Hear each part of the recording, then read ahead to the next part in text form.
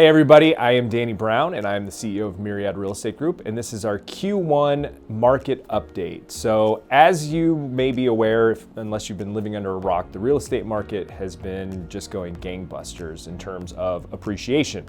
So for most of the greater Phoenix area, we've seen anywhere from 13% all the way up to 20% appreciation in just the first quarter of this year, which is ridiculous and absolutely not sustainable.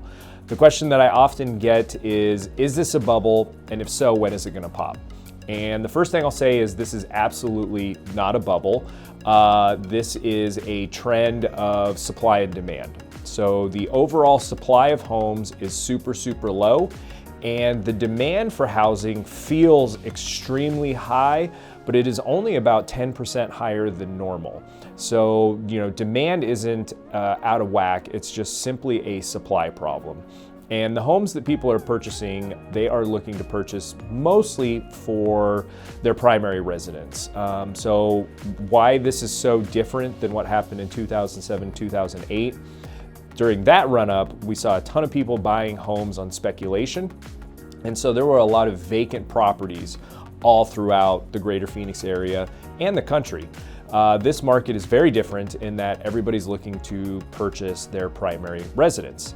And a lot of experts have actually been predicting that this problem was going to occur as soon as the millennial generation and the generation after them got to that age where they were ready to start buying homes. Your oldest millennials are 39. And they are wanting to purchase properties. They're tired of living at home, they're tired of living in small apartment complexes, and they're having families, and they're ready to buy homes. And so that generation and the generation after them are two of the largest generations in US history. And so when the housing market collapsed, builders stopped building homes. And over the last 12 plus years, they never really got to a point where they were building enough homes for our population.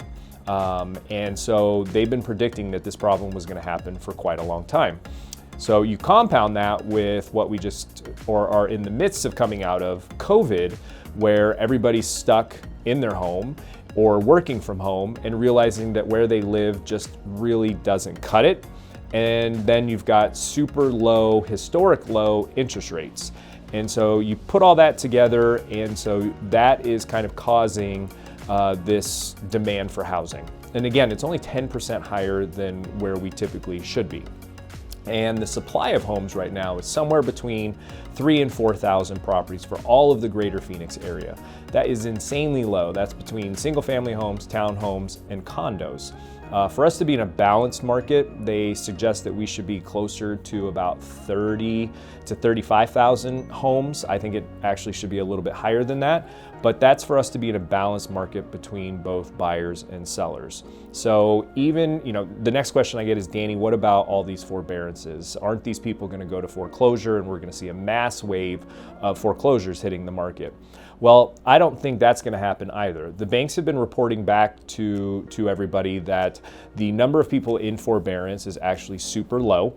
A lot of people did take advantage of that in the early days of COVID, but have continued to maintain their mortgage payments. And for those people who are in forbearance, they're participating in this seller's market where homes are appreciating like crazy.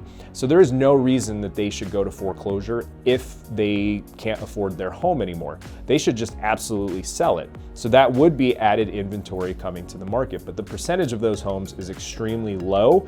And due to how low the inventory is already, would be, we wouldn't really notice it too much. I do think that we will see some increase in inventory very slowly throughout the rest of this year.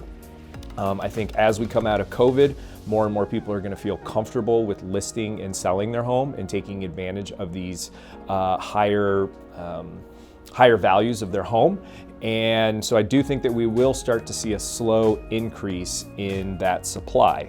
We've also seen an increase in mortgage rates. So mortgage rates right now, depending on who your lender is somewhere around 3.25% to 3.5%. And as we see interest rates on mortgages rise, which these are still incredibly low rates, guys, so don't feel like you're getting ripped off.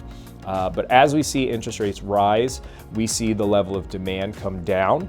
and then we see an increase in that listing activity. So we are in the midst of seeing that. So there is a bit of a cool down in the market, but again, demand's 10% above normal, so we're not really feeling it. When a listing hits the market, there is still multiple offers. People are paying above the list price for the home, waiving appraisal contingencies, shortening or waiving inspection periods, and really doing anything that they can in order to get into a home. So this is the first time in history where we've seen the average sales price above the average list price. And I'm a believer in that a home is ultimately worth what someone is willing to pay for it. And so I don't feel that people are necessarily overpaying for homes. I feel that they're paying what is appropriate for them. The buyers that we do have out there, I hear a lot of people say, I'm getting beat out repeatedly by cash offers. We have a bunch of listings and we don't get a ton of cash offers. Everybody is financing it. They're taking advantage of these low interest rates and cheap capital in order to finance the purchase. Where the cash does come into play is when they're paying above that appraised value. They're coming to the table with cash to make up the difference. So that's where that cash kind of comes into play. So the market has been extremely active, very difficult for buyers out there. And what we're telling all of our buyer clients is try and not get too discouraged. Patience and perseverance. Keep trying, keep submitting those offers, submit the best offer that you can that makes sense for you, and eventually something will give and you will get a home. And like I said, I do predict that we're going to see an increase in inventory throughout the rest of this year, but it's going to be very slow. And while that's happening, those rates of appreciation are going to continue. I do think that rate is going to slow down, thankfully, because rates of return between 13 and 20% is way too high. So we do need to see that appreciation slow down.